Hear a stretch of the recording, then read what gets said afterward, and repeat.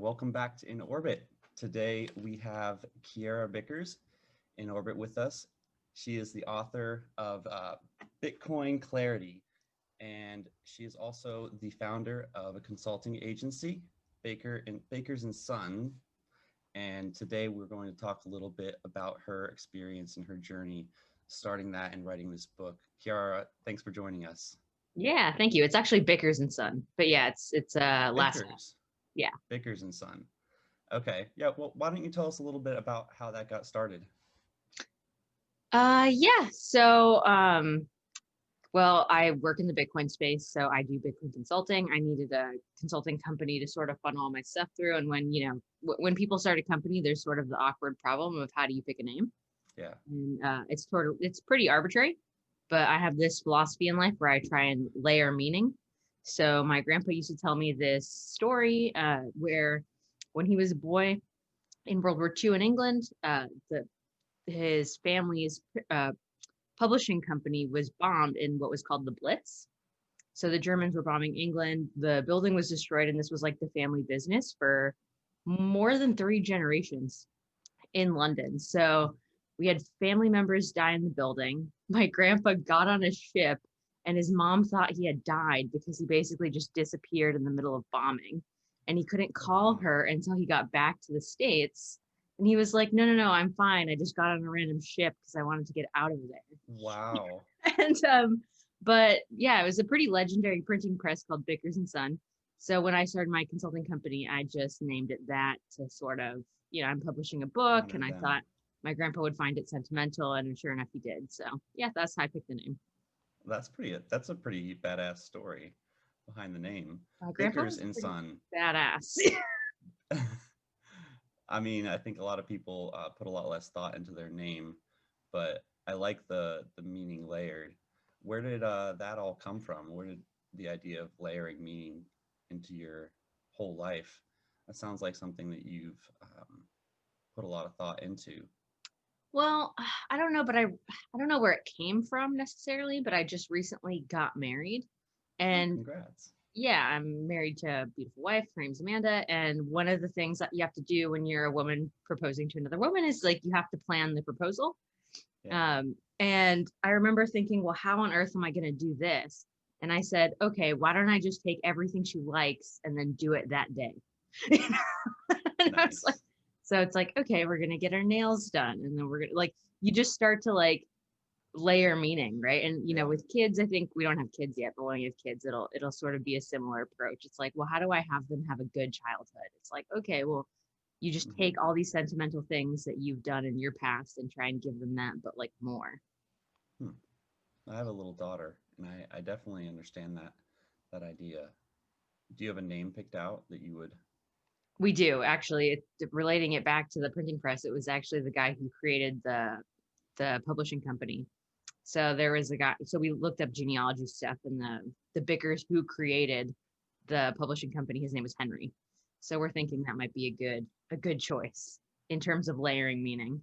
Henry, I like it. So in terms of Bitcoin, that's your primary focus with your consulting agency and your book coming up. Is your book published right now? Yeah, so the book is published. It's available on Amazon, so you can get that in a print, which I think it looks better in print. But whenever I have to do it on PDF and the readable versions, I think it's awful, but people want it because they don't want to pay for shipping overseas. And it's coming out in audiobook as well, so narrated by me. And yeah, that's all available on Amazon for search. And where did that get started? So you have been doing Bitcoin for several years, and you got in pretty early, right? Well, 2012 was about the time that I started getting interested in Bitcoin. It was created in 2009. So 2012, I should have been getting out of college right about then. I didn't go to college, but that's probably when I should have been. It was pretty low price then, right? Yeah, it was. What was it when you first noticed Bitcoin? It was less than 100. Pretty obscure originally. It was less than 100 when it was on my radar. Wow. Yeah. And did you invest then? Yes and no. It's yes, but there's been a lot of time since then. So like if you think about all the all-time highs, like there's so many people that bought Bitcoin early on and then sold it all after it went to 1,000. So it's like Mhm. yes and no. I was also in college, so I didn't have a lot of money back then. My Right. rent was like $500. So did you put in 100 when you had the chance? I won't give specifics, but you know, I did. You know what was actually more substantial is I won a hackathon with Coinbase. I Oh, really? placed like third or fourth in that hackathon, and they gave us like 3 Bitcoin. Oh, And wow. that was Okay. more substantial than anything I had bought at that time. But I split it with everyone who I did the hackathon with, and that Bitcoin is long sold. Like that was ages ago. Yeah. Yeah. 8 years. That's a long time. A lot happens in Yeah, that yeah, it's a time long time. frame. Yeah. And you have to think like a 22-year-old also doesn't really think about like, oh, I'm gonna buy and hold this forever. Oh, no, I totally get it. I mean, That's not the approach. I was like, internet money, cool. right? Yeah. I do remember the first time I really paid attention to Bitcoin. I was in college too, but it was 2014, 2015, I believe, when I first noticed like the crypto was becoming a big thing. And you could actually start using it to buy things. But I didn't Yeah. invest in it until Bitcoin was well over 1,000. Hey, I mean that's still a good price. Yeah, it was a decent price. Yeah, but then I sold it. Yeah, like you said, internet money. You're like, oh my money just went up. Yeah, I think I'm starting to really realize like, the reason why I was interested in Bitcoin is because I was a bit of an Austrian economics nerd. Hmm. Um, What was your and major? well, I didn't go. So when I say in college, I mean, it's actually quite funny. I didn't go to college, but I worked at Stanford. Oh wow. I Okay. worked at Stanford as a server, so sometimes I get myself confused. So I would drive back and forth to Stanford, but I would listen to podcasts, and I was in like a lot of like online, like I would take the Stanford online classes, even though I wasn't a student. Really? Yeah, I mean, it wasn't like a full course load because I was Hmm. working like some weeks 70 hours a week. Yeah. So Wow. it was a shit ton of work, and like, Wow. well, because every time they would have an event on campus, we would be the ones to do it. Hmm. And graduation, like these professors events, like there were weeks that were really brutal, and like I would sleep in my car, but I would listen to economics podcasts in the car. And yeah, I just got interested in like Hayek specifically, and he actually had this theory of private money, and I couldn't shake the feeling that that was eerily similar to Bitcoin, except as you know, like Bitcoin isn't a company. Right. Right. So Hayek didn't he couldn't have conceived of the idea of open source and public owned private goods, right? Because Bitcoin is this open source, no one owns it sort of thing, but at the same time, it can be very self sovereign, privately owned. And he was picturing it more as like a company and how the company would have it in their best interest to run good money. Anyway, it was really interesting to me, and I just never stopped being curious about it. Well, why don't you? So why don't you talk a little bit more about that idea of decentralized money? And yeah. Yeah. So okay. So for your audience or anyone Yeah. who's unaware, my background is that after I was interested in economics, I learned how to code, and then I started working with a lot of the developers of Bitcoin itself. I was not working on Bitcoin, but I worked in more of like a support role. Hmm. So I ended up around what we call like cypherpunks. These are like um, people. These are developers who have this belief that instead of doing advocacy in the realm of politics, you should just build code, right? And the idea of decentralized money has been around for many, many years. It was something that people had tried to achieve. If you remember the peer-to-peer, like BitTorrent craze that Right. happened, or Yeah. the Napster craze, I remember everyone was trying to go peer-to-peer. They're like, oh, I Hmm. can send music files peer-to-peer, and like I was probably in high school at that time, Hmm. and gosh, my dad downloaded all these songs, and then there were like all these articles being written about it. It's like uh you know illegal downloads are up, but record sales are not coming down. Like it was such a conundrum that people couldn't reconcile. um but Napster ended up getting taken down, and then BitTorrent won, and the reason why that happened is because Napster proved to not be decentralized enough. So at a technical level, Napster was a company, and they had a server that allowed you to basically look up like songs that you wanted to download, and then you could receive the song from a peer. But because the server and the company were centralized, or I should say the server was centralized under the company, I believe it was Metallica, who also a couple of them went to my high school. They sued Napster and they won, and the whole company just had to dissolve. And there was a guy around that time in the Silicon Valley, Bram Cohen, who looked at this, very smart guy, and he said, well, I think I could make something more decentralized that wouldn't get taken down, and that was BitTorrent. And BitTorrent allows you to functionally do the same thing. You're still receiving files or partial files from a peer, but the search mechanism is not centralized under a single company. Right. That's also on a distributed server sort of thing. So if one server goes down, another one just goes up. There's still a company.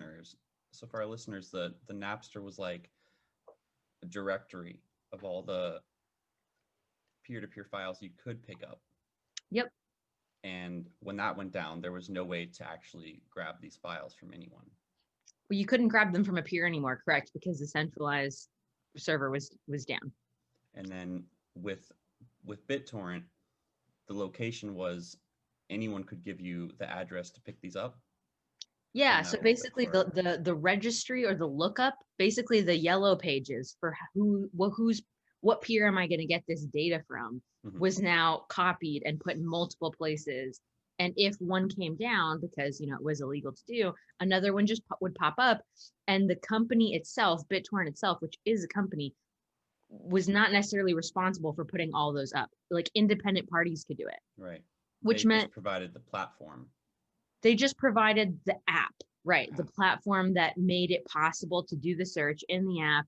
And there were multiple competing platforms, but because he developed the protocol, like his app was the best, like just from a usability perspective.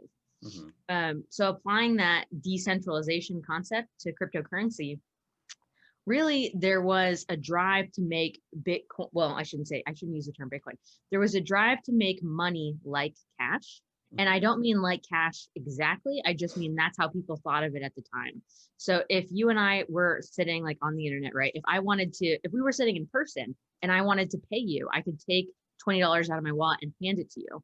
And there was no way to do that online, right? So online, if I wanted to take a file and hand it to you, there was no way to know if I had copied or manipulated that file before giving it to you. Right, because you're just giving ones and zeros. Yeah, I'm just giving data, right? So the issue there is like, well, how is money going to be valuable if I can just copy it? Right. So we needed a single registry. And then when people understood that we needed a single registry, and that became the blockchain, but what they didn't understand was how to reconcile time. So like if I pay you and then our friends over in Australia pay each other at the exact same time, how do we actually know which transaction happened first? Because a ledger needs order. Right. And this problem was so fundamental, and some of the smartest cryptographers in the world couldn't solve this problem. And what Satoshi did, the guy who created Bitcoin, he decided, okay, well, I just won't care about what time the transaction happened. All transactions that happened in roughly the last 10 minutes, I'm just going to call that happening at the same time. And that's how we got blocks on the ledger. And that's how it became a blockchain. But the most important aspect of this is that now you can send funds all over the world, and you can do it in real time with so low overhead. Like the transaction fees are very small and there's no censorship in the middle. So previously, like if you were going to use PayPal, which people still, obviously many people use PayPal. So Bitcoin isn't like a competitor to PayPal, but if you want to use something that has a middleman, there's always the potential that they either have to take a cut, which is pretty much inevitable, or they could censor you and stop your payment. And I've seen this happen to authors that I know whose books are not allowed to be sold on Amazon. Apparently have a lot of edgy friends. But yeah, like there's reasons why it's positive for a society to have a censorship resistant form of sending funds. There's alternative arguments to that as well, but I won't get into that. Basically, cash itself is a way to have censorship resistant funds, at least within a small geographical area. but it becomes more complex as you're trying to say cross borders, right? And with Bitcoin, because it's just data, you can actually remember your private key, which gives you access to your funds in as little as 12 words. So if you can just cross the border with 12 words and their order memorized, and then you can recreate your wallet on the other side. And would you, if you were asked, under oath, like, did you move monies overseas? Did you cross this border with any money? You would certainly say no, because the concept of moving money in that instance doesn't make any sense anymore. Right. It's just like, did you move your house because you carried your keys to your house? Like, that would be ridiculous. So yeah, now the laws are completely outdated because Bitcoin is just this cool new thing. So that's the little brief on cryptocurrency and why Bitcoin was so neat when it was invented. So yeah, thanks for walking through that. That clarifies a few things. So in terms of PayPal came out, Elon put that out before Bitcoin, right? Elon and I'm drawing the guy. I'm blanking on his name right now, which is so. His partner. Yeah, he's like the conservative guy. Oh my gosh, Peter Thiel. Yeah, Peter Thiel. Peter Thiel was actually, I think, a more lead role in the PayPal thing, but yeah. The two of them put out PayPal. I don't know. I interrupted you before you finished asking your question. The question was the difference between PayPal and Bitcoin in terms of usability. Yeah, so it's interesting, actually. PayPal. Like, why do we need Bitcoin instead of PayPal? What's the advantage? Yeah, the crucial difference is Bitcoin does not have a third party as an intermediary to sending your funds. So with PayPal, actually, PayPal tried to become a currency in the early days. They always wanted to be a currency and a payment platform. But when it was too difficult from probably a regulatory standpoint, but probably even a technical standpoint to be a currency, they just gave up on that and settled for being a payment platform. So with PayPal, you plug into your bank and you can, they make it very easy to send funds, but it does take time to clear. So you're getting not instant settlements coming out of your bank. Compare that to Bitcoin. Bitcoin's value has always been in question because it's evolving our understanding of what money is. Right. So it's natural that we actually still don't know. Not only do we not know what Bitcoin is, but we're also not even sure what the money we have is. Yeah, I feel like cryptocurrency has put that question in people's minds. Because if you think about it, what happens when you put money in the bank? Yes, it's a very troubling thing. And like I said, my interest started with economics and then I got into the technical side. But, there was this thing called fractional reserve banking, which, I mean, you had to have reserves in this type of banking. Like a bank would only carry some reserves. Since coronavirus, we don't even have reserves anymore. Like the banks, they dropped the reserve. Yeah, so the reserve requirement used to only be 10%, which was already crazy, but they dropped it to 0 this year. Why? Well, because money is a consensus hallucination. Huh. What is your money backed by?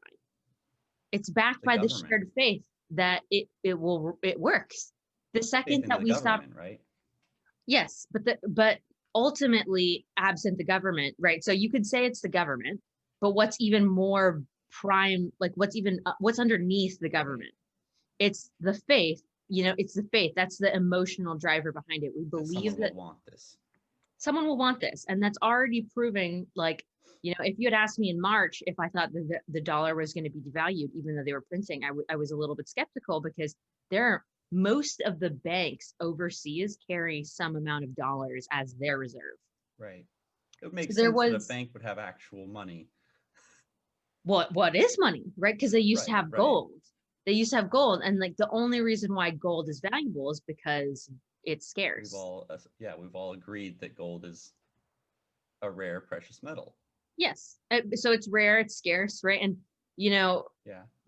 people would ask me, well, what's Bitcoin backed by? And it's always this long conversation of like, well, what is your money backed by? We should get into that for sure. Gold.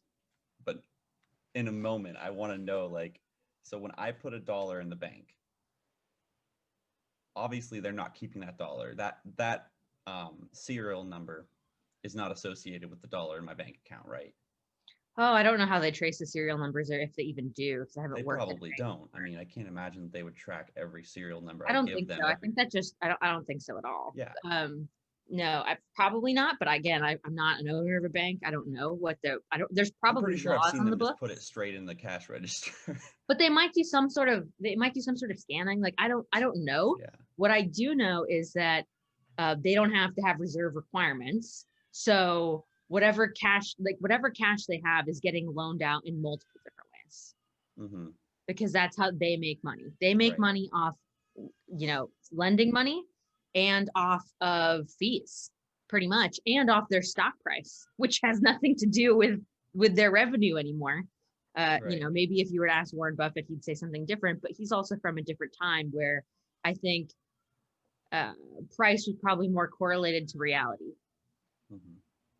So if I transferred you $100 from my bank or through PayPal, it was linked to my bank.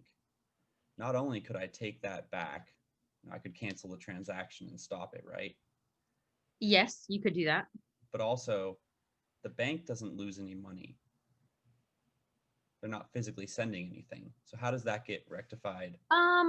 Okay, are they physically sending anything? So the banks actually do end of day balancing. So there's like, from my understanding, and it's been several years since I read up on this, but if you go to New York, there's like one building that all the banks sort of share space in, and at the end of the day, they just like move some shit around from one side of the bank to the other, and there's like cameras that show this. There's like there's zeros and ones that they keep track of. So if I have a different bank than your bank and you send me funds, Right. I can't transfer in real time. Like, even if I get the money in real time, the Yeah. bank doesn't actually make that calculation on their end that one bank is sending money to another until the end of day. And during the financial crisis in 2008, a bank went under before end of day, and that kind of created this cascading effect through other banks because they hadn't balanced the books in real time.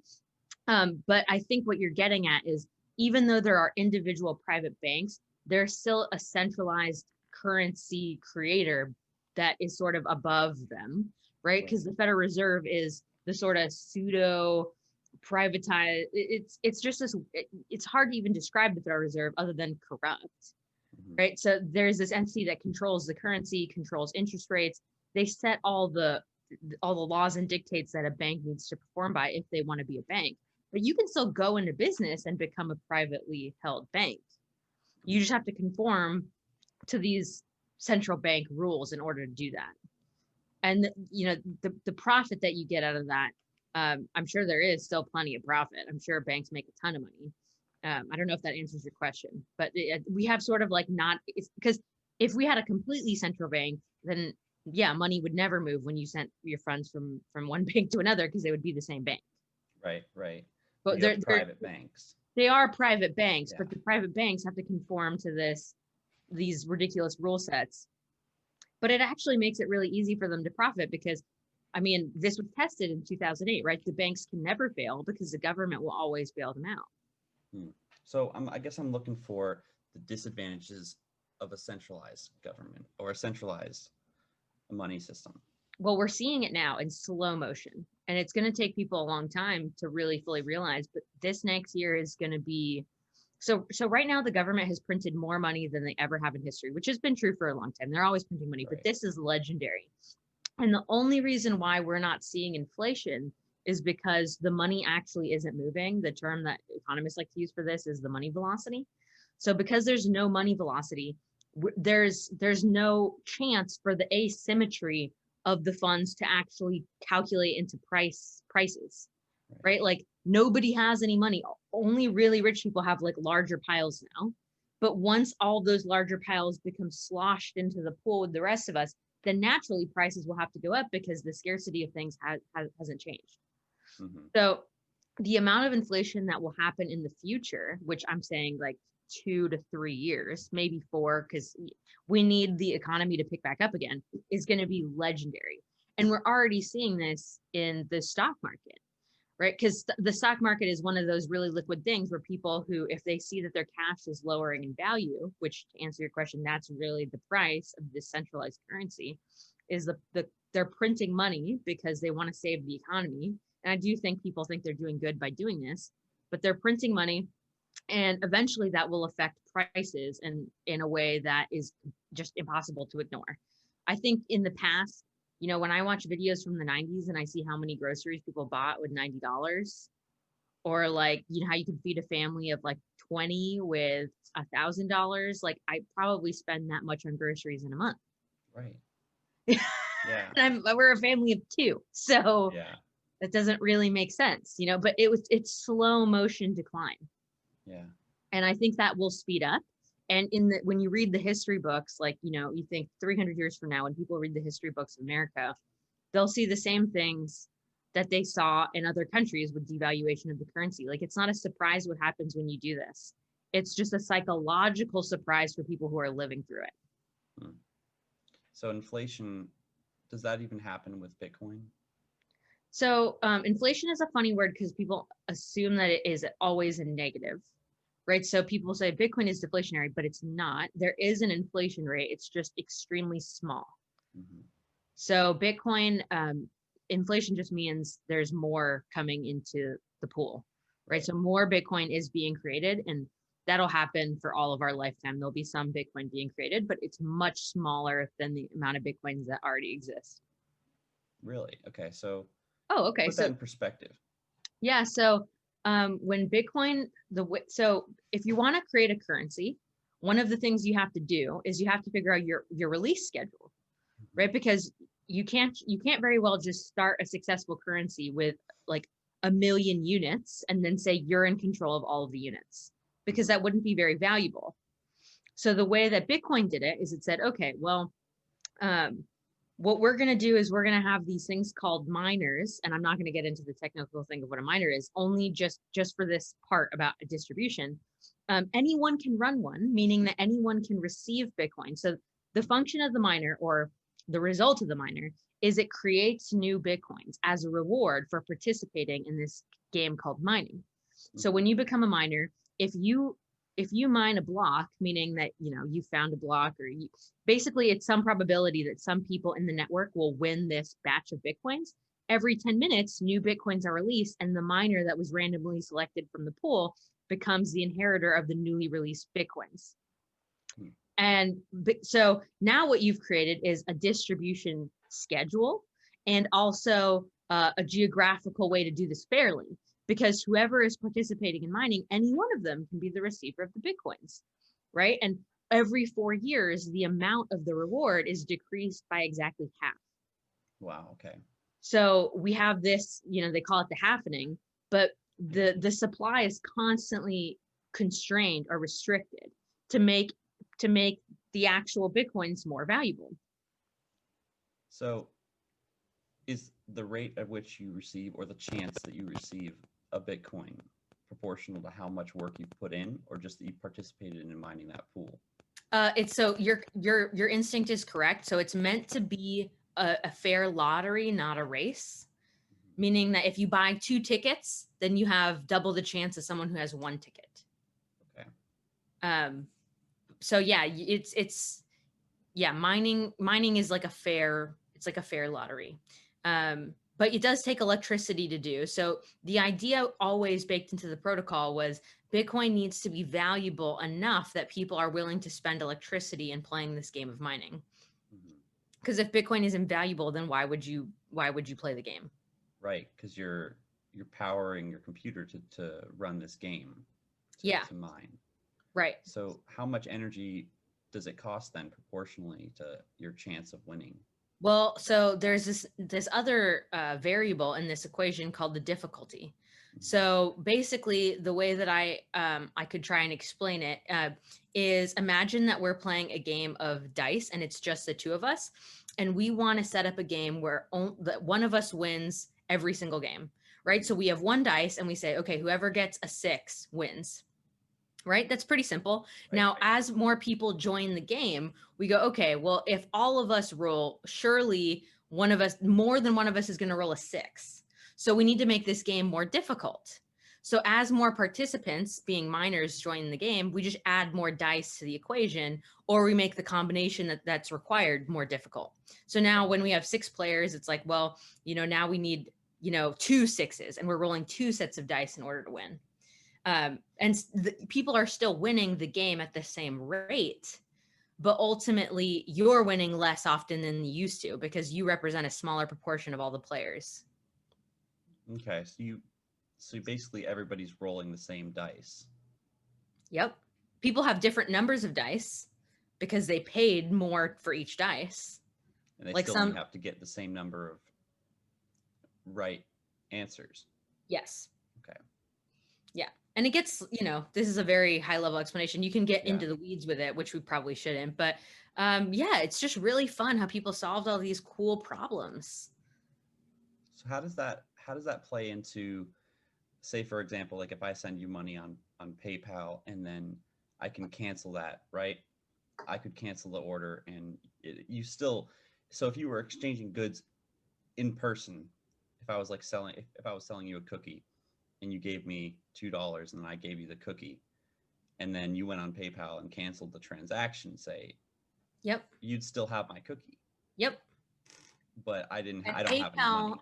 PayPal adds value to our service. That was sort of an unethical example, but you could say an ethical example would be if the seller, told they were going to sell you a cookie, but it was actually like poisoned, right? Then you, as the buyer, have some recourse to go to PayPal and be like, this sold me a poison cookie. Like I need my money back, right? And that's right. So they're actually helpful in that situation, but they're not helpful in the situation that you presented. With Bitcoin, right. When we were talking about the dice game, right? So at the end of every dice game, when someone wins, all of the transactions that have happened while we've been playing the game are grouped together in a block. The new Bitcoins are issued in that block to the winner of the game, and that block is considered done now. So all of the transactions that happen in that block are final. And the reason why they're final is because people keep playing the game, and they only win money if the block goes forward. They don't win money from going backward. Mm-hmm. So they could put in work to basically redo the block, which is sort of like, if you're unfamiliar with the terminology here, that could sound very weird, but they could sort of rewrite history on the block, but they wouldn't win any money for doing that. So this is also secured just by selfish game theory. Right, because no one would want to do that. No one would want to do that. Huh. Well, and you can't control what everyone does because the network is so much larger than you. Right. So it's like an unstoppable train moving forward. Yeah. In order to stop the train, you'd need to become the majority of the game players. You'd need to buy 51% of the dice. Which could that ever happen? No, because you can't. So you'd have to own 51% of Bitcoins? Not of Bitcoins, of the miners. Oh, okay. Of the miners. And that would be like, there's literally a shortage of miners right now because the computer chip is so specialized. It's a computer chip that's only designed to play this dice game. And there's a shortage of making those computers. There's a shortage of the factories that make computers even closely resembling it. So unless China decides to want to stop making all other computers and dedicate themselves to only making miners, and then you know what I mean? But we'd see that coming a mile away because no one else in the world would be able to buy computers anymore. Right. Huh. So those specialized chips, like graphics cards you're referring to, right? So it used to be graphics. So the evolution of miners is like this. So basically computer hardware, and I'm not a computer hardware specialist, but I know a little bit about it, is designed to produce it's designed to compute certain types of functions. Right. So your CPU runs your processes, your graphics card runs your graphics, and these are so separate these processes are so different, these functions are so different that we have different types of hardware that are designed for both separately. Specialized. They're specialized. And then there's an even higher order to that of specialization, and those are called ASICs. All ASICs are they're a specific type of hardware that are designed to only do one function over and over and over again. You can imagine that a graphics card needs to do quite a lot. Right. It's certainly not one type of function. It's a lot.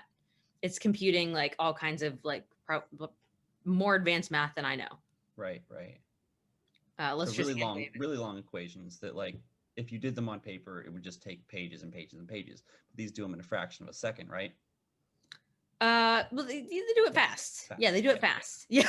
So yeah, Faster than we can comprehend. Right. So the Bitcoin equation. So you're saying it's an equation, right? It's a Yep. long, complicated. Not to get into this too much detail for our listeners, but Sure. it's a very complicated equation that requires multiple people to perform. Okay, so let's say this. It doesn't necessarily require multiple people to perform it, but the long equation is equivalent to the dice roll. So every time so when you do this long equation, it's proof that your computer did work because it's a long equation. And we know that takes energy. Like we know exactly how much energy it takes to run that equation. Because someone can do it again and get the same answer somewhere else. Most computers do this equation, like given the same hardware, two computers will compute this equation in the same amount of time and with the same amount of energy. So we don't actually care what the equation is. We just care that the equation takes time and energy, and now it becomes a measuring stick for how much energy you've put into playing the game. So you've essentially converted your power into currency. Yes. Oh, interesting. Yes. So that becomes the value of Bitcoin. Yes, or because any cryptocurrency that you're computing. Yes. And when you look at the evolution of money, there was this concept of money being stored labor. Right. So, and now people, you had to mine it, you had to get it somehow. You had to do it somehow, and it was barter, like a vegetable trade, right? You had to grow that vegetable, put in time and effort. Yes, and obviously that sort of changed over time because you see people get rich with doing nothing, and like we're living in a totally different time. But the ethics Gold of doesn't money really make sense at this point. It does and it doesn't, because as humans, we still look at people who didn't work for their money and we still say it's unfair. And that person, if they're not psychotic, also does feel a burden. Like, we look at people who are like the inheritors of wealth, trust fund kids, and there's a psychology to not having worked. It doesn't have to be equivalent to like, doing like physical labor. But if you didn't put in any effort, there's an essence to it that we feel is wrong as a culture. And most people, I think, feel that on an individual level as well. Now, I think because we're living in this funny money times, having that mindset is probably actually detrimental to people. Because if you have this belief that you need to work for money, I mean, look at the people who are the richest people in the world. They're hedge fund managers. And I'm not saying they don't work, but all they do is they look at information. Like we're in an information age now. Right. And in the information age, the value is to see where attention and value is being transferred. So if the value of the dollar is going down, you move your money to stocks. If the money of stock, if like the value in stocks is going up, you let it ride until that starts to go down, right? So this is not work. This is just moving value to try and stay afloat. Right. But the concept in Bitcoin of like, there is like energy is a measure of work does go back to what we've always thought work was. It's like what currency was. Currency was always stored labor. Until we got funny money where, the money isn't worth anything because you can just print it. Yeah.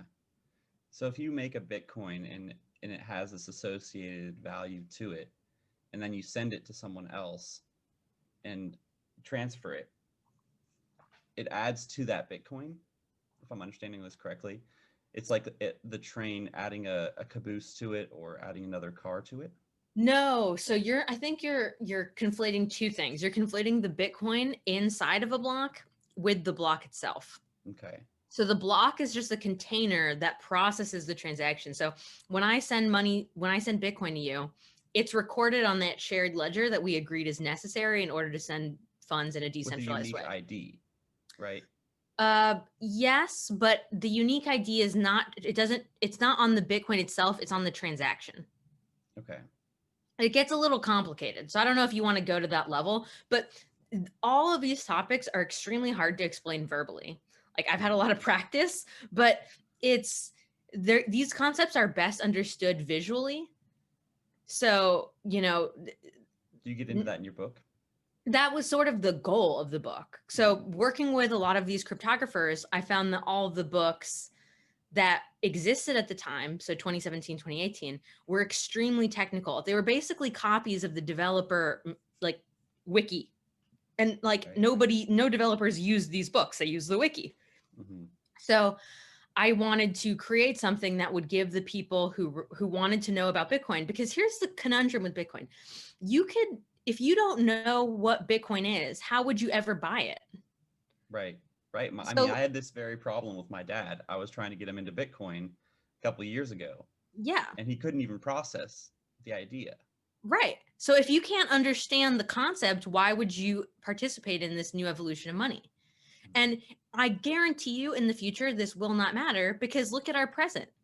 So if our generation all buys Bitcoin and we tell our kid this is what money is, you think they're going to question what mining is? Like they won't they won't care, Mm-hmm. because we don't even question what our money is. But Right. it's because we have to make a leap. And Right. so, and it's because, well, I have value here. What is going to say this is going to stay valuable? Like you have no basis for questioning this new technology. So because that's true, I wanted to create a book that wasn't developer focused. That was, I would say it's really written for like founders, um, accountants. I would say like people who went to college, like That's our audience. yeah. It's So it's perfect. the audience is really people who are intelligent and specialized in their own field, but don't want to spend 3 years becoming an expert on cryptocurrencies, To get because involved that's in that also a world. ridiculous ask. Yeah. Yeah. Like I fell into cryptocurrency because I was at the right age. It had just been invented. I was young. I talked about Bitcoin to anyone who would listen, and then I got a job at a Bitcoin company. It's like a natural progression. But Right. that's not going to be the case for my mom who's in retirement. Right. Right. Like what is her incentive to learn about a new technology? She doesn't care what Bitcoin is worth in 50 years. She cares what it's worth in 10 years. Yeah. And I try and make the argument that it's not about necessarily what Bitcoin is worth. It's about what the dollar is worth, and it's about the unsustainability of the hallucination we're all living in. It's interesting you say that, the unsustainability. What do you think that Bitcoin's value is accurate? I mean, Yes. it's gone up an incredible amount. I don't know, several Yeah. hundred Yeah. percent. So Bitcoin's value is what it is, and it always is accurate, because it's always what people want to pay. So Right. when Bitcoin was worth $1, it was accurate. So as If more people people want to pay become 25, aware, its price goes up. As more people get yes. excited about it, more people get interested in it, or even That's one scared way to of the phrase it. dollar. That's so you can I call it the hype panic cycle. And the hype panic cycle is as more people become hyped about Bitcoin, they buy into Bitcoin. And then as more people panic because they go, oh shit, I don't even know what I bought. This growth is unsustainable. Then they panic and then they sell. Yeah. But Yeah. there's always new believers that are converted in each hype panic cycle. There's always some people who see what's going on, because I've seen that hype panic cycle since we were in the $100 mark, right? And the articles, they don't ever change. It's like they reprint the same article and just change the number. They go, Bitcoin's going to the moon, Bitcoin's dead, Bitcoin's going to the moon, Bitcoin's dead. But their eye is not on the right ball. It's not about Bitcoin. It's about why, like the why that drives Bitcoin's value is not Bitcoin itself. It's the entire economy around Bitcoin. Hmm. Bitcoin would not be worth anything if we had a currency that worked. Mm-hmm. But and again, it's hard for people to comprehend that it doesn't work, because they're like, what do you mean it doesn't work? I get paid and I still get money. And I'm like, yes, Yeah. but like, look at the value of your dollar over time. Look at the way the bailouts happen. Look at the way the banks could never fail.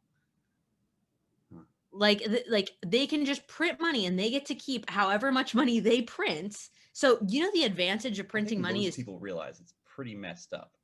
most people realize pretty messed up, but they don't have color to how messed up it is. Right. They also don't have any really hope that it won't be messed up. I mean, as Right. long as I know, inflation's been ridiculous. I mean, I'm only 26. Well, because we're also interdependent.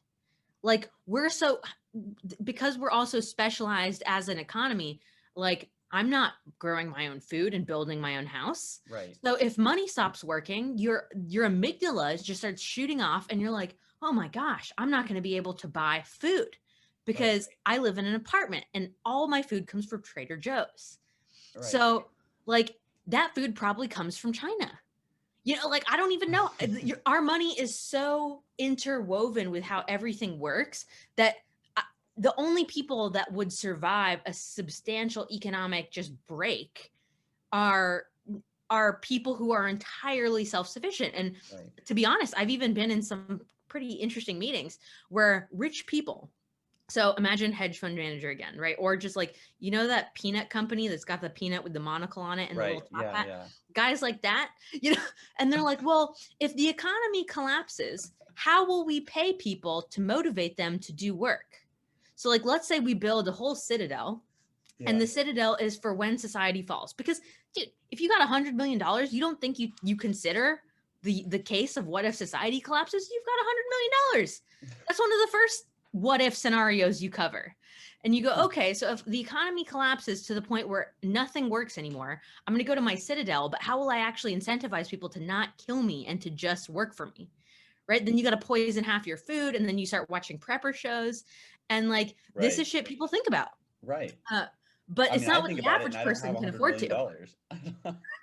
Yeah, I mean, unless you have 100 million, I don't think people think about it that much. But then again, there are preppers who literally have a year's supply of food in their basement and stuff like this. This is becoming more and more relevant, I feel like. Yes, I was definitely a prepper in the beginning of the coronavirus pandemic. I mean, yeah, definitely stocked up.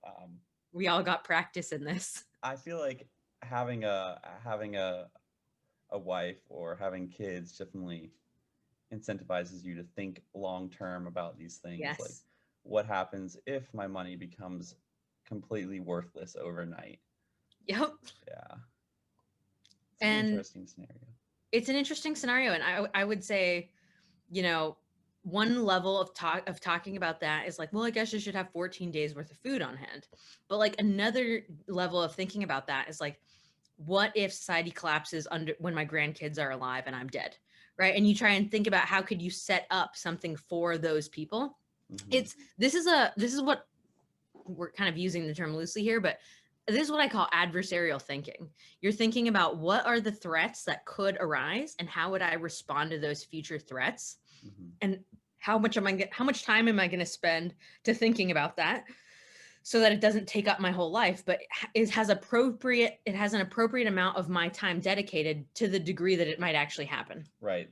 The preppers, man, they always crack me up. I'm like, you're living out in the middle of nowhere on a farm for something that might happen. Like, yeah. And but if you look at like the Mormon faith, they actually are required by their faith to keep like a month's worth of food on hand or something like that, because they have this end times story in their belief. Right. So, you know, there's also this really interesting theory. Maybe this is like a bridge to talking about just like history at large, but, there's, you know, the kind of who built the pyramids question, which is probably too big of a topic, but there's this theory that the people who basically built these older civilizations were the civilized people of their time, meaning that they had division of labor. Maybe they had a currency, but mostly they had division of labor. So when something like a comet or something struck the earth, those people were not capable of surviving as individuals anymore. And the people who did survive were hunter-gatherers. Because if a comet hit the earth in like, you know, the middle of Manhattan today, how many Americans would be able to make it, right? But the people in sub-Saharan Africa, their life doesn't change at all. Right. So the theory is that maybe there was a high civilization that was lost just because they actually couldn't survive after the calamity.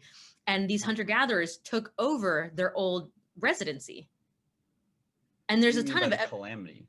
So like they think it was probably a comet, or some people think it was like an ice age. So there was some sort of global event that caused a death of most of the people and other life forms on Earth. But we know that people lived through it. Right. But we just don't know, like it's like a good example of this is like in the pyramids and in most of Egypt, the buildings are extremely old, but the writing on the buildings is much newer. So there was an older civilization that made these buildings without writing, at least on them, and then a much younger civilization probably rediscovered writing and put it on these old buildings. Huh. So, this idea of highly civilized people not being able to survive devastating events is probably common. Common meaning maybe every 12,000 years, something like that. So we may not even know, but the fact is that the records may have been destroyed. The actual history of these people might have been just lost completely. Yeah, because if you're a tribal society and you discover if you're a tribal society and you discover old civilization, do you make a narrative about that, how that was always yours? Like, we don't even know if we can trust those records. Like, yeah, there's a whole lot of weirdness to it. I don't know if you've ever heard of Göbekli Tepe. No. But this is an old city that was basically just discovered, and it's probably one of the coolest archaeological finds because it was deliberately buried. Huh. So Göbekli Tepe, it's in modern day Turkey, but it's called Potbelly Hill. And it's like people just looked at this landscape and they're like, that's weird. And they started digging there. And sure enough, it's like an entire almost Stonehenge-like structure, but more intricate. No writing, but like a lot of symbolisms, like there's a lot of work. So the main gist of this and why I'm bringing this up is that the older portions of the building are the better architected portions of the building. And the newer portions of the building are the parts that are in disarray and are not as well constructed. So we can see on this small scale, and we know how old they are because they were deliberately buried. The time stamping on them works better. The carbon dating works better. Huh. Unlike the pyramid, which is just like exposed to the elements, right? You can't carbon date that, but because this was buried, you can. We know that the older portions were done better. We know that the newer portions, they basically lost the technology over time. And if I lived in Chicago for a short period of time, if you look at the architecture in Chicago or anywhere on the East Coast of the United States, you'll see that the old style of building is beautiful. Almost you'd think they're handcrafted. I don't know how they do that. They carve their last name into above the door, into the brickwork, like it's art. Right. And then you see the modern building, and the joke of modern architecture is, although it does have a certain sense of beauty to it, it's also incredibly cheap. And that's usually why they build it that way. Like, we're just going to do one glass panel and one steel beam. Right, and like, it looks cool and minimalistic, but it's also the cheapest way to build the building. Yeah. Yeah. So we've totally lost the craft of how to do that old style architecture, which is exactly what you see in history. That would be that's my overall argument. Oh, that's interesting. Yeah, that's actually really fascinating because we have lost that. I mean, you don't see stained glass windows unless it's somebody really specialized in that trade and they do that for a living. I mean, those are beautiful pieces of work. You go to look at a cathedral or something like that. They've invested so much money into the beauty of it, the aesthetics of it. Well, people used to build things for generations. And now we build things for the financial quarter. So, I mean, a lot of those great cathedrals has the time frame people are looking at is so much smaller now. We live so much more in the moment. It's and bringing it back, in our money too. Bringing it back, it's all tied to the money. It's all tied to money, because why do you need your money to perform this quarter? Is because your money is worth less next quarter. You actually, this is the idea of time preference baked into your money is the topic that's covered in this book. The author is Saifedean. But anyway, so there's another Bitcoin book. He talks about this concept that, and Hayek also talked about this too for like economics nerds. But the idea is, if you have cash as savings, and you can buy a computer, today, or you can buy it 2 years from now, you would probably say, well, I could probably get a better computer in 2 years, so I won't buy one now. I'll save it, right? Because if you don't need one right now, the technology is going to be better. So like, I was going to buy a new graphics card earlier, the beginning of this year, but I knew they were releasing new line of graphics cards. Every year? The price will go down on those. I can even get the one I want now for way less. That's only true in the sector of technology, though. And if you apply that same thinking to any other sector, it no longer holds. Maybe the stock market. But if you like food, right? Why would you, if you could buy, all this prepper food, in the future, well, you might as well get it now because your purchasing power is going to decrease to buy that same unit of food. Hmm. Like cigarettes, right? If someone's in like smokes cigarettes, I remember when I was a kid, cigarettes were $4, $3, and I would hear people go, when it gets to $5, I'm not going to buy it anymore. But the incentive was to buy it now because it'll be more expensive later.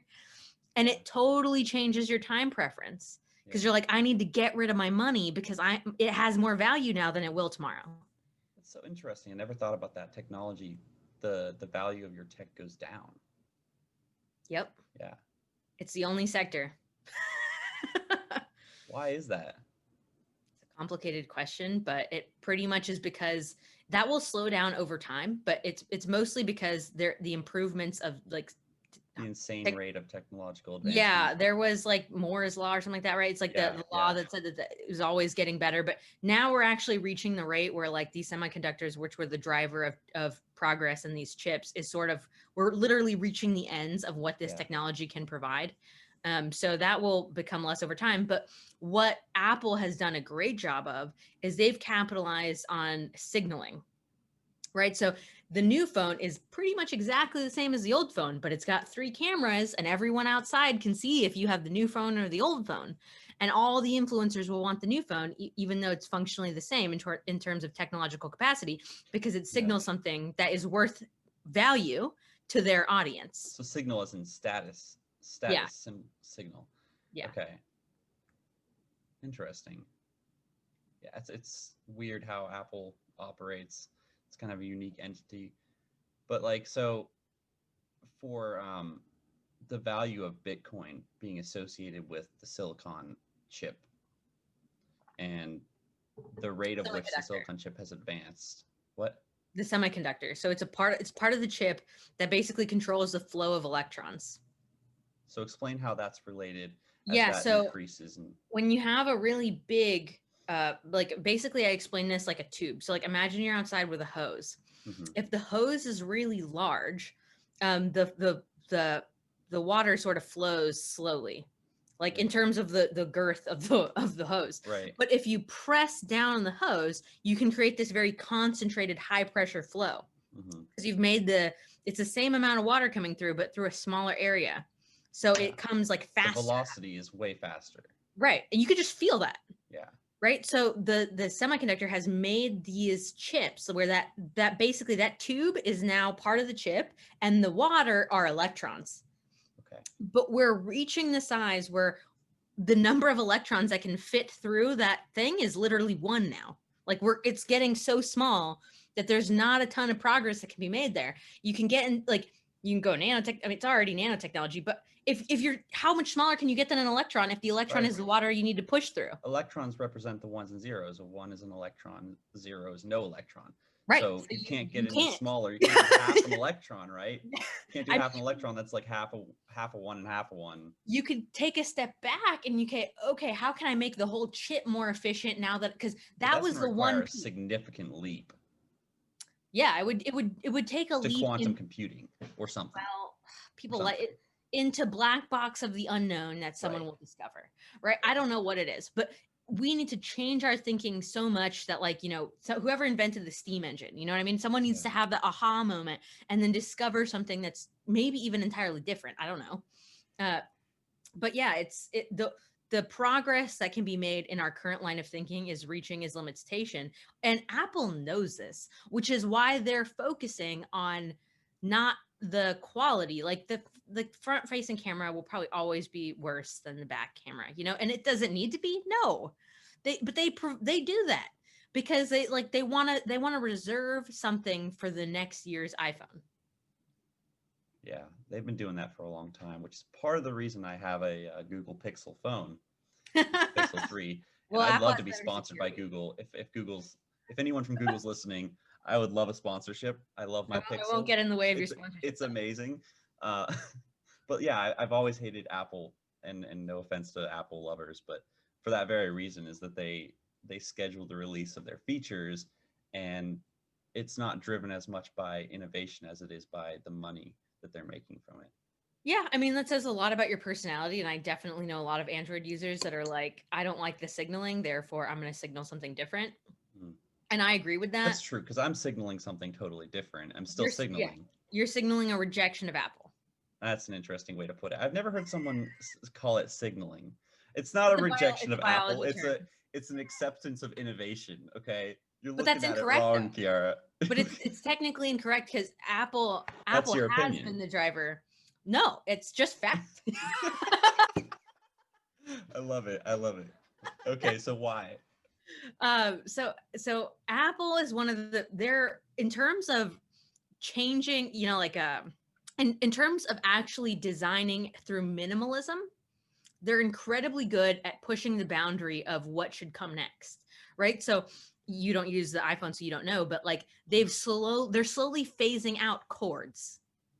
And they will be the first one to create like a laptop that doesn't have any cords. I don't know when that's going to come, but they're like that type of minimalist thinking is that less is more is in the design philosophy and in the technology side that drives Apple. Like they will push you to buy this new dongle that you don't really want because it's one less hole in the phone.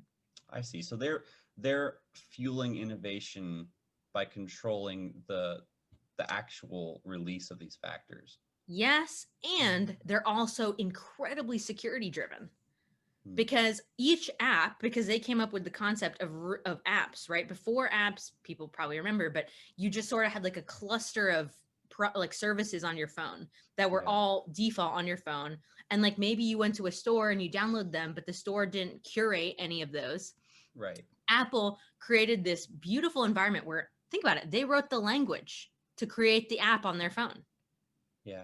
They wrote the language. So like, they're like, no, we're not going to use like, you know, we're not going to use Java or something that exists. We're going to take the C developers, we're going to hire them, and we're going to make our own language for all the software on this product that any developer who wants to build for a product has to use. It's pretty interesting how that all happened. I've looked into it a little bit, and I've always looked at it from kind of a skeptical standpoint, obviously. Me too, until I like really understood what they were doing. This is honestly changing my perspective on Apple. Well, because each app is so localized, like because they control the hardware and the software to the level of like they control the hardware and the language and the software. They know exactly what is permitted. So when you download an app from the Apple Store, it is so isolated that it can't communicate with other apps. There's less vulnerabilities that happen in that environment because there's less cross-app pollution because they wrote the system. With Androids, think about how many different Android phones there are. Right, there are hundreds. Right. So when you download an app, the developer has to consider all of those phones, and they all look different. So the user experience from an Apple user's perspective is always like, oh, that's a little off because it's not perfect. When you design for Apple, you have like 4 phones to consider.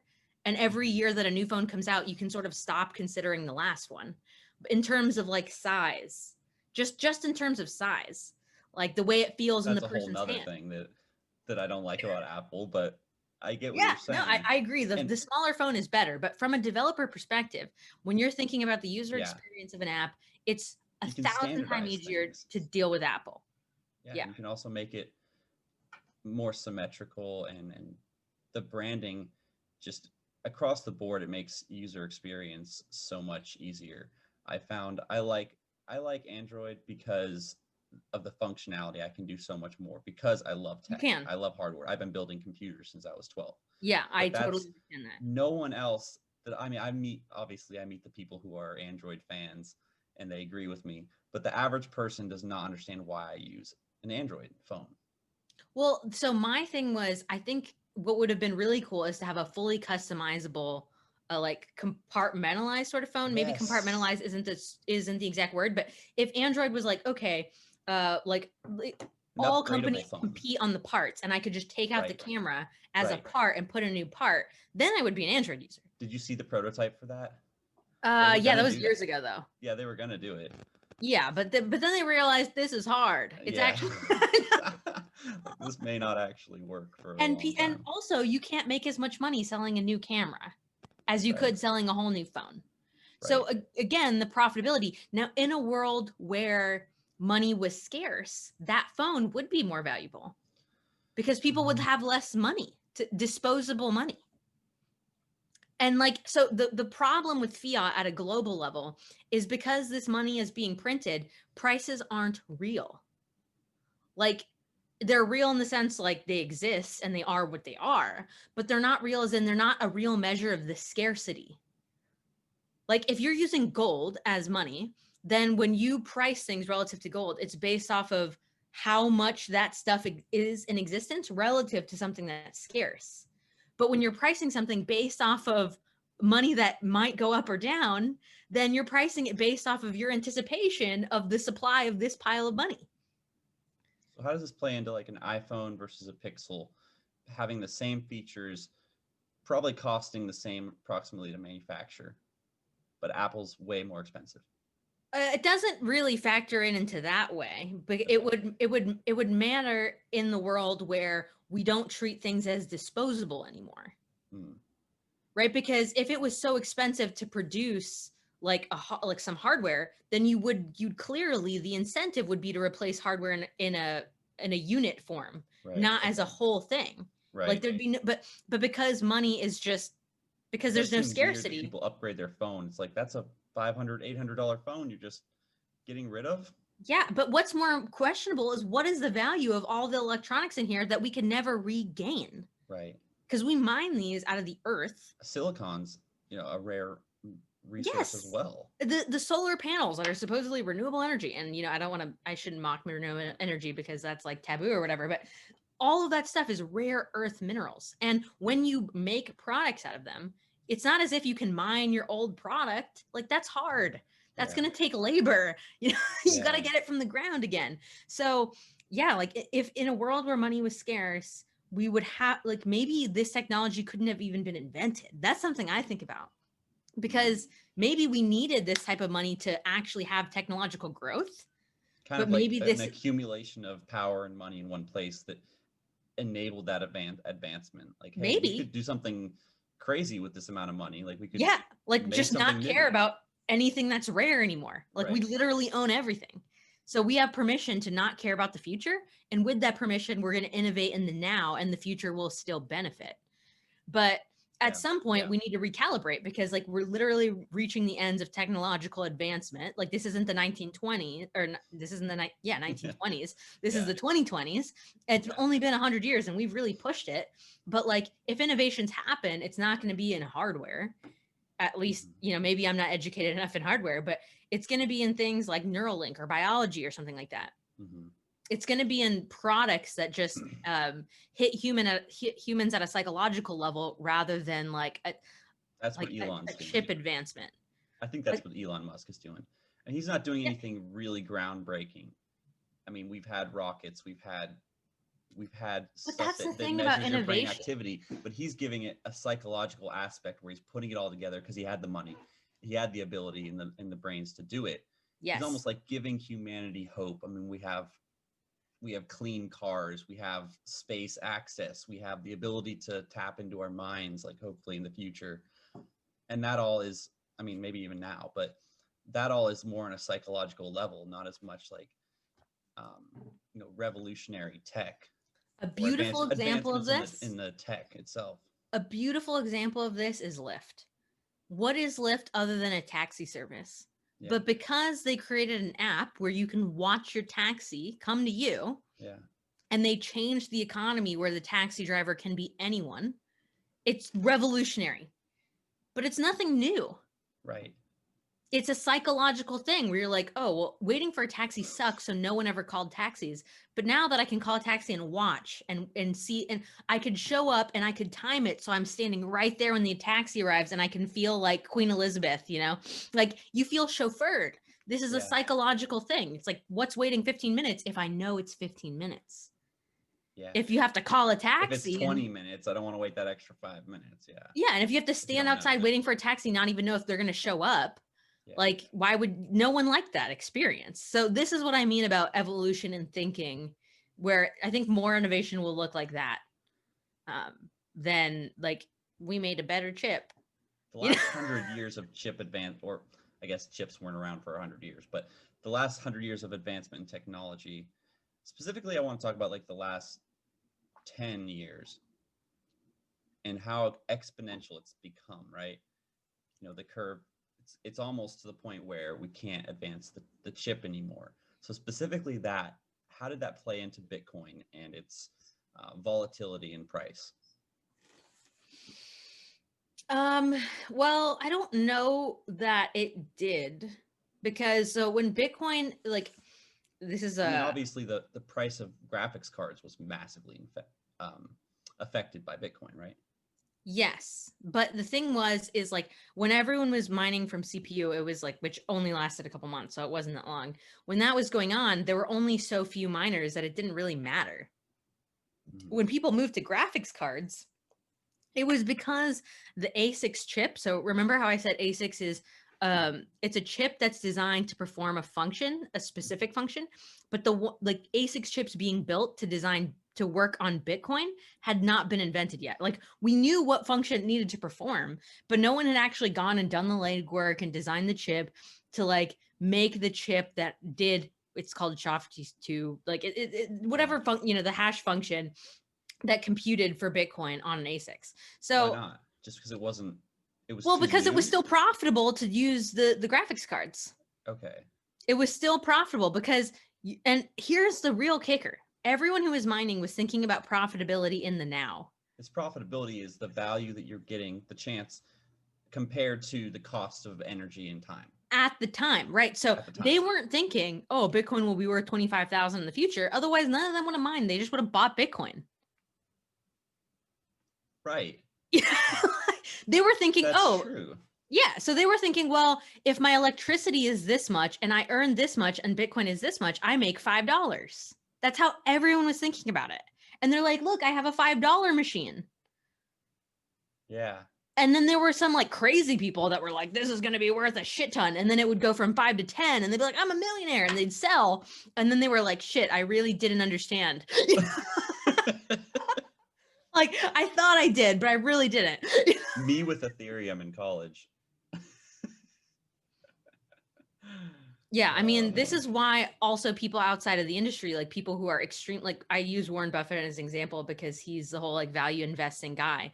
He doesn't understand the value, and that's completely reasonable because you have to stretch your brain to actually be able to conceive of this. And you have to be able to question the value of other things in existence. Like if I was the owner, if I was one of the major shareholders of all of the banks in the country, do you think I could question the legitimacy of that? There'd be like, a massive amount of cognitive dissonance there. Yeah, like it wouldn't make any sense. I'd be like, no, banks work. I'm printing money every single day already. Right. So like, I wonder why I was so quick to adopt it. And I think it may go back to my classical education, having studied inflation and just listening to people talk about how worthless money was compared to what it used to be or compared to what it actually stood for. But I was open to the idea from the beginning. I was like, okay, this is awesome.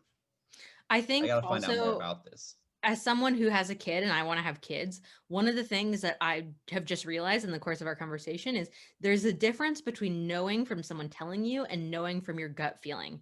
And the problem with being a kid and being told money used to be worth more and now it's worthless. The problem with that story is money is still extremely valuable to you as a kid because you don't have any.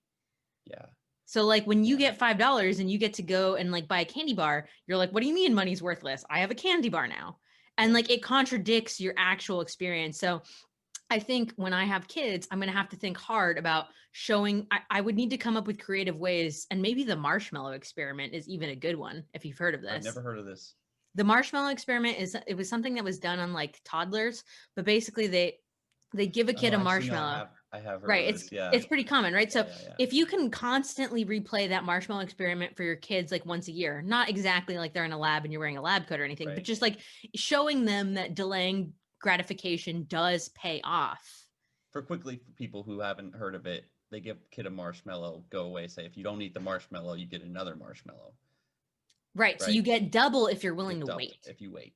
delayed Right. gratification. And that's, that doesn't conflate. So that narrative works for Bitcoin, and it worked for Warren Buffett's value investing strategy, because he said, I'm just going to buy everything, collect the dividends on it, and I'm just going to never sell, and I'm just going to wait.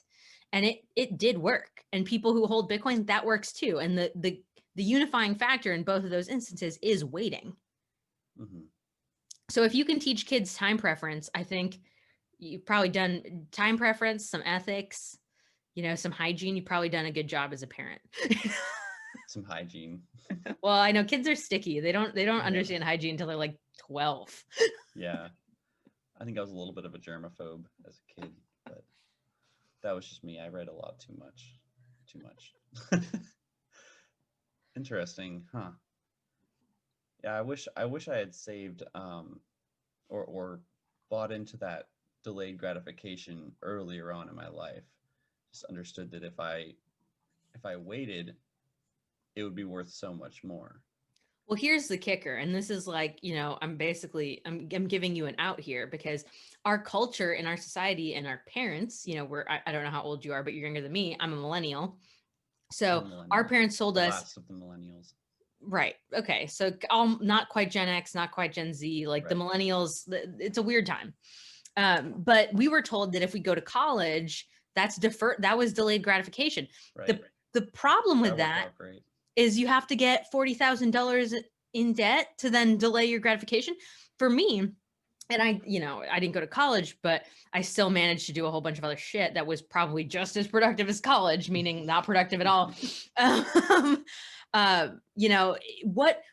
When you're young, when you're 22 to 30, and that's, I don't want to like label what young is really, but when you feel young and you don't have ties, like you don't have a wife, you don't have kids, what you have is time. And you have the ability to bring energy, and you don't need money. Like you're willing to live off very little. Right. When you have a wife and kids, you're like, well, I need to eat. Right. So like, and my kid needs to eat. So like, also I can't make $600. Like when I paid $500 a month in rent, that would be completely unacceptable in my current life, because my wife has standards, which I didn't. Right. So when you tell a kid to go into debt, you're removing his ability to ever live like that in the most crucial time in their life. Because as soon as they come out of college, they might still be young, but they're in debt now. So they can't just say, oh, I'll just crash on a couch and try and start a business for 3 years. Maybe the business will never work, but I'll have learned something. Or, hey, I'm really interested in audio. I want to go work with some audio repair guys. They keep telling me to F off. So I'm just going to knock on their door every day and show up and help them for free. Like you're removing the ability of that kid to do that when they're in debt, because they have this monkey on their back. Right. And that's fueled by fiat currency. And they need to go do something for somebody reliable that they know they'll get, paid a consistent salary. Yes, because they have needs now. That's interesting. It's like feeding into this giant workforce. The way I look at it, and everybody who has corporate jobs, I don't mean to offend them, but like I just see a bunch of rats running in those little, or hamsters running in those little balls, like creating money for someone. And it's almost sickening, because I think of all my friends who just went straight into the workforce and started getting their paycheck, and they're still doing the same job for somebody that they hate now. Well, see, the thing is, I've never worked a corporate job, but I do understand it. Like, a corporate job has like a lot of perks. Like one of them isn't that you do have to get dressed up, and there's a sort of political game that you have to play, but you can show up to work. You can kind of do the bare minimum once you have the job. And like, if you're mildly competent, you get expected promotions and you get holidays off. So like maybe you do 3 hours of work a day, and the rest of the time you're like hanging out at the water cooler, and like you have a socialization and you have this cool title. Like it does have perks. And like if you get up to CEO, then the costs are more apparent, but also the perks are more apparent. Now you're the CEO of a company, like you get status, going back to signaling again. And like I have people in my family who have chosen to just work. Both my mom and my dad worked for the government. So they were sort of like cogs in this big government bureaucracy. And then I have people in my family who were like high executive at banks. And I saw what they both got out of it. And my mom got the holidays off, right? That was what she wanted. Right. And what my like more executive family type members got, they got prestige, money, the ability, like they got invited to dinners, a social network. I guess it really depends on what you value, what you want out of life, what you want Right. from work. Right.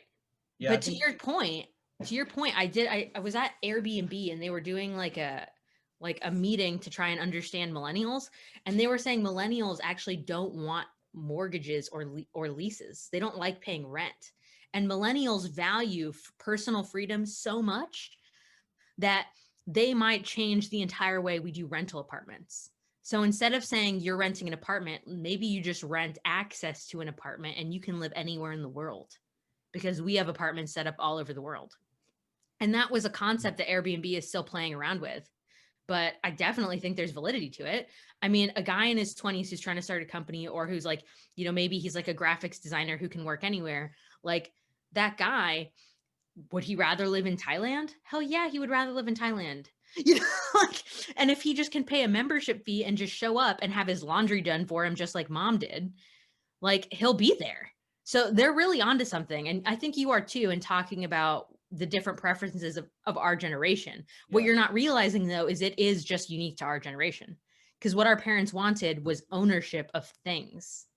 They wanted to I buy the have never house. cared about things like, and it's so No, weird. that's a millennial It's so thing. weird. My parents don't Nope. understand it. Most people don't understand it unless they're millennials. But look at the millennial like minimalism shit. And the reason I think for this is because we literally can't afford things. So I think this is our way of psychologically coping. I think you're right. You're I think you're right. In like, a college, I was just house? like, I don't even want a house. Take in it. college, I was like, I don't have any money. Like, I don't need any money. I'm still happy without Yeah. any money. Like, Yeah. So and also we saw our I'm actually parents go happier. I through. see people less happy with That was the money. thing, is I was going to say, we saw our parents go through the financial collapse of 2008, and like, Yeah. man, my mom was underwater. Most of the people in my My family, parents lost a lot of money. they lost We a moved lot in of money. 2009. Right. It was not the right time to move. But people just No. couldn't hang on because of those adjustable, whatever, like interest rates or whatever that was on their loans. They got duped. They got duped hard on Yeah, those maybe loans. that's why we saw everybody get screwed by the system. Yeah. And it was personal. Like, I mean, my mom did make some money in her house, but it was not good. Like, she was expecting to make more. And she had They put a this, lot of money into the house. right. And that's all what we heard, right? Oh, I put so much money, I put so much work in this house. And I'm like, what work did you do? You painted. And I was Yeah, my mom's work ethic, I shouldn't say this because she was like a hardworking immigrant, but at the same time, my mom was expecting a lot of something for nothing in the financial system. Like, she was promised her 401k would be something that she could rely on. She was promised Social Security. Our generation is told, yeah, good luck. That all those promises were for other people. That's not real for you.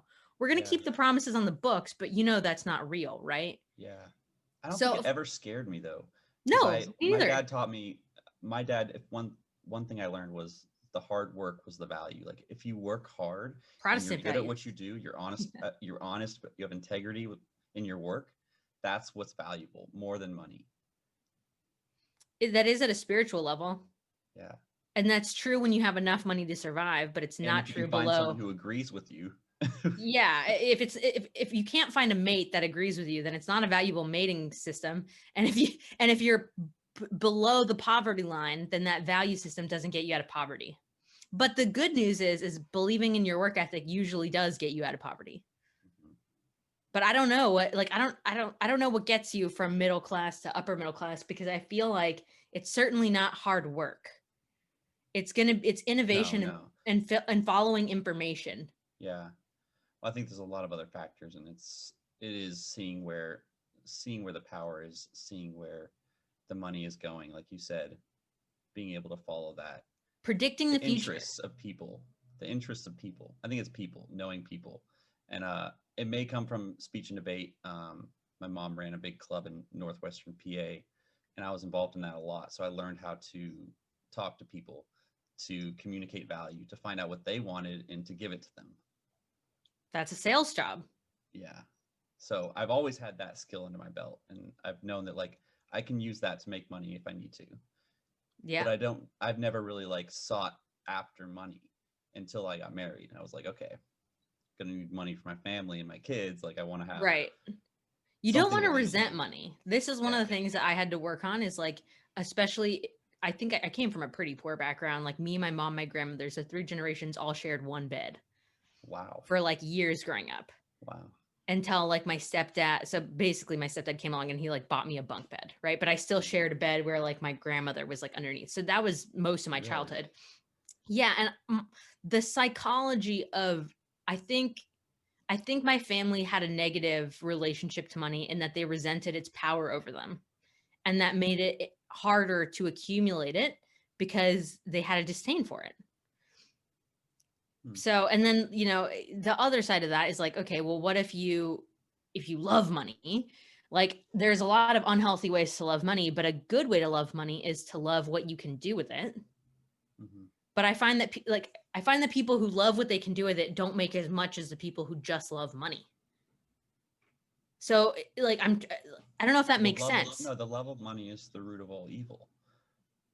But the actual use, the things you can do with money, I wouldn't call it the love of money. I would call No, it. but the problem, whatever we call it, the problem is people who just love what they can do with it, they don't make as much money. Mm-hmm. So it's like, can you say, I don't love money because it is like the root of all evil, or greed is the root of all evil, but can I follow the money? Can I track my money every single month? Can I care about how much money I have because I know what I can leverage with that money? Mm-hmm. Like, can you separate those two things? And like, can you love money enough to know that you can do good with it? Mm-hmm. And it seems like people who, you know, who love what they can do with it, they just don't make as much money. Maybe there's something in here. Maybe I don't want to say something not PC, so I just won't say anything at all. But yeah, So I think going back to your book, like, do you talk about this kind of thing? I do. I do. So I start, every chapter is trying to give you a mental model or recreate my mental model in your head. And one of the mentals I want to create in people's head is the idea that double entry accounting was the origin of capitalism.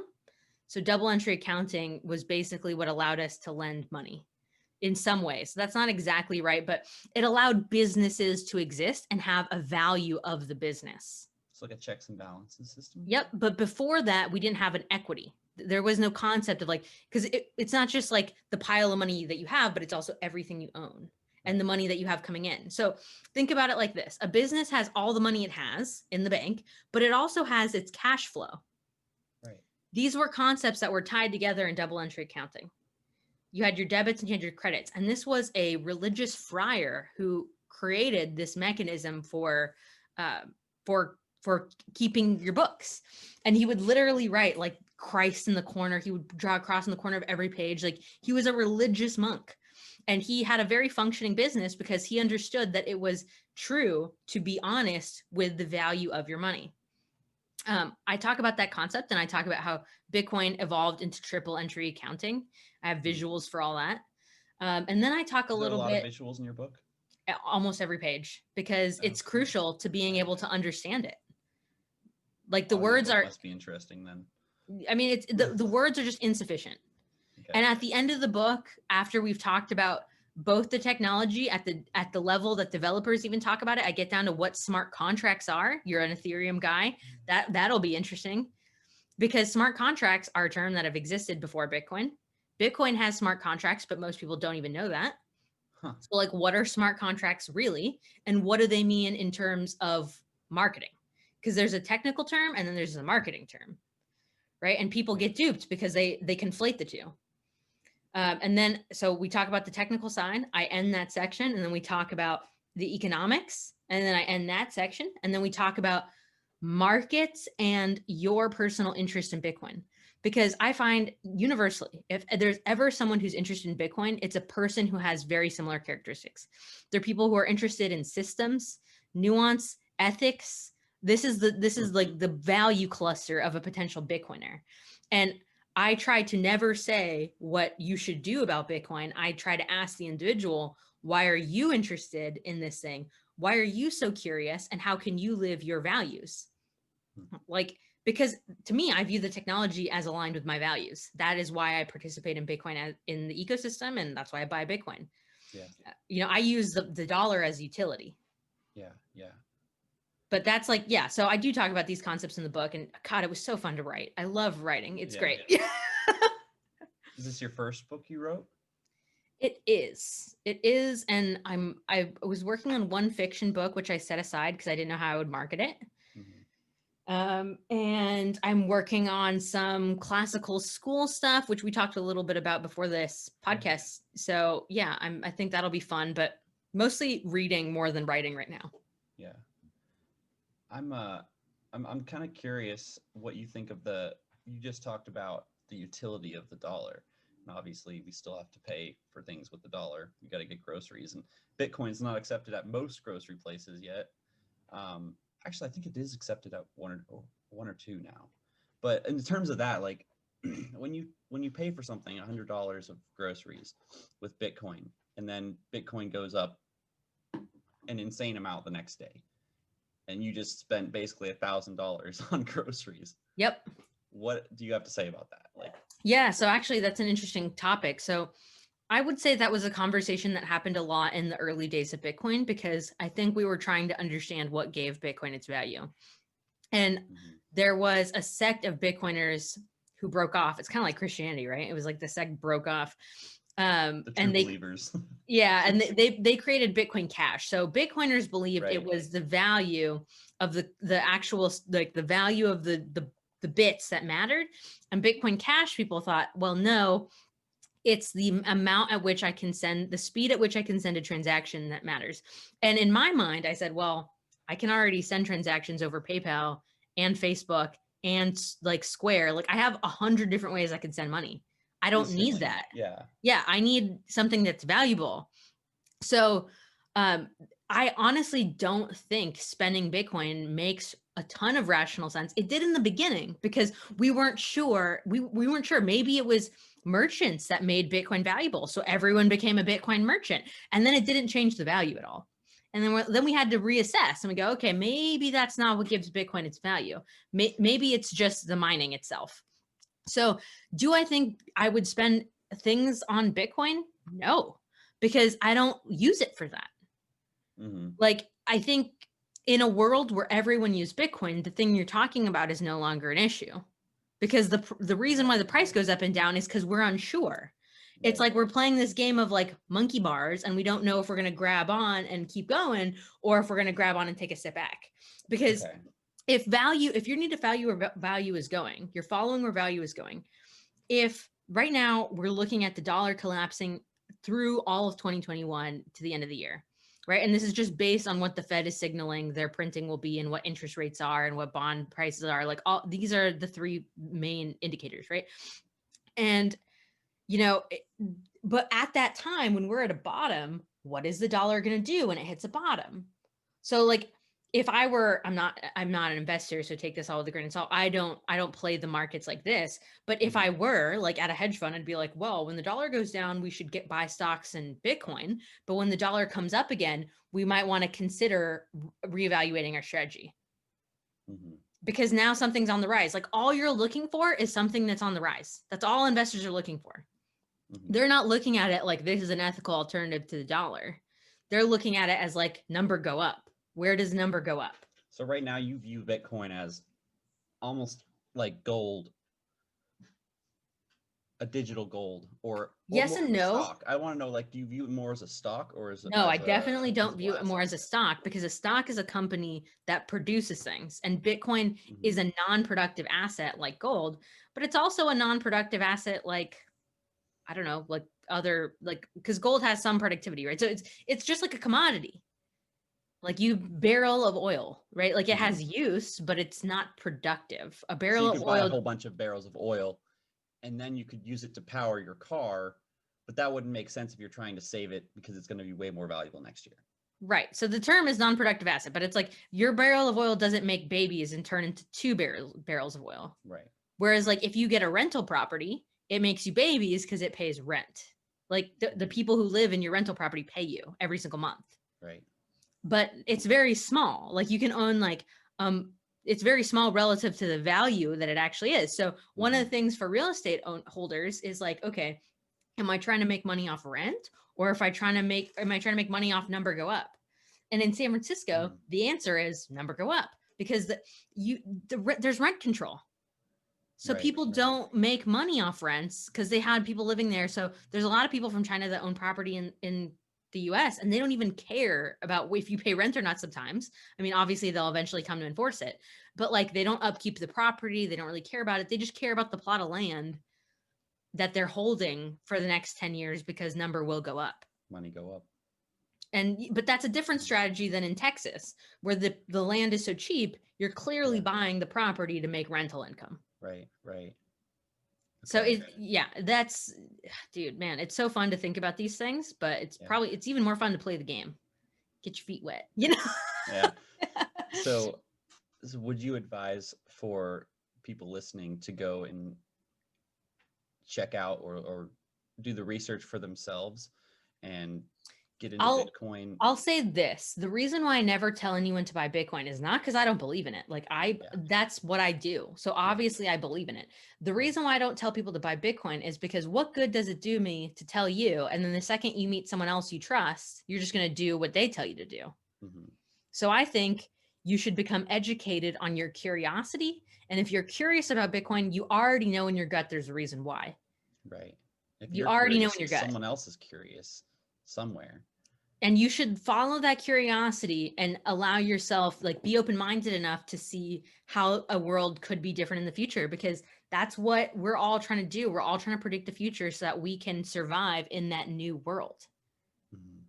Right. So if the world is thriving and, like, you know, the dollar does great and everyone starts making $200,000 salaries, but there's no inflation in that world, Bitcoin isn't worth as much.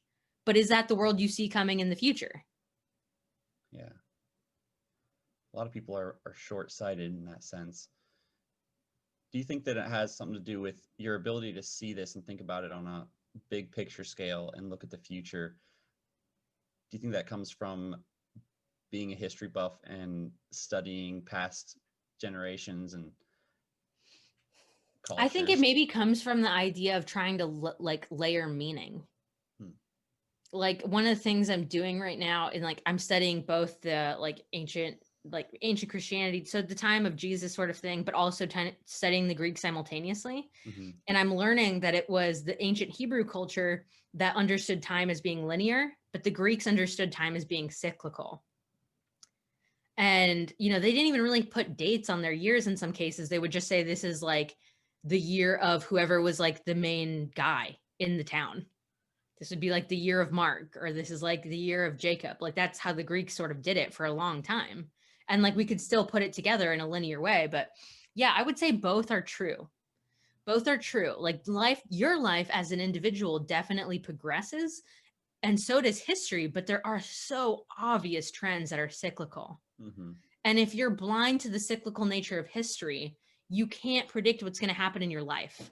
So like, in my own personal life, I know it's very hard to be objective about things that are painful. But when I'm studying, you know, the fall of Rome and the devaluation of their currency, I can be much more detached about that because it wasn't me and I'm not suffering there. So I can learn about the concept from a detached place in history and then apply it to my life in the now. So what do you think about the current situation we find ourselves in from an objective standpoint? I think that our lives growing up watching boomers honestly struggle. Like, you know, the great generation had World War II, and then you have the boomers trying to make sense of all this wealth that they had inherited, no wars to fight, you know, kind of like a stint in Nam, but really they just had this rapid expansion of growth. My mom would tell me she had multiple job offerings out of college, multiple, and she just had a normal college degree. Like, that is unheard of. She got credit card offers for like double her salary, which made no sense. So at the same time that there was great wealth, there was also great predation. And like, how this applies to us is, I think not much has changed. I mean, I think the world is going to get a little more grim. The real question is, does America stay in power? Because if America stays in power, that's a stabilizing force for the rest of the world, even if you don't like our government in America. Right. But if, you know, outside forces or inside forces probably working together, knowingly and unknowingly, managed to destroy America culturally and economically and politically. So, like at every level you could imagine, that will be devastating for maybe not our kids, but certainly our grandkids. It sounds like you sense a little bit of instability on those different levels. Well, And America, yeah, America being yeah, the global leading force has done a lot of bad, but it's also been the stabilitating force. mhm, So what will stabilize things? You know, and every time there's a destabilizing moment in history, it's a huge opportunity, but it's also hugely devastating. yeah. So, Well, you know, most people living now, like you said about the pain factor, they don't want to look at it objectively. They don't want to step out and look at the cyclical nature of history, right? No one yes, wants to imagine themselves on the cusp of a collapse or the cusp of a return to the beginning. yes. Hmm. That's Interesting. that's true. And you also don't want to become a doomsday prepper, Right. right? You don't want to be, because that doesn't make sense either. But Risk imagine assess if, it. yeah, you want to have a reasonable amount of you want to have your eye on the right ball. Hmm. So I think, you know, for me, sitting down and really thinking, what are the key indicators for that are going to predict the new paradigm shifts? That matters. Paradigm shifts. It's an interesting word. Yeah, I love that word Yeah. because to me, it's like there's incremental change, incremental change, incremental change until there's a paradigm shift. And suddenly all of that change is just it's like technology is new until it becomes default, and then it's not even technology anymore. Mm-hmm. In the cultural awareness of people, they just go, "Oh yeah, that's just a phone. This is a magic device." Yeah. I literally watched, there was an alignment of the planets, the Jupiter and Mars, I think. No, Jupiter and Saturn that happened yesterday.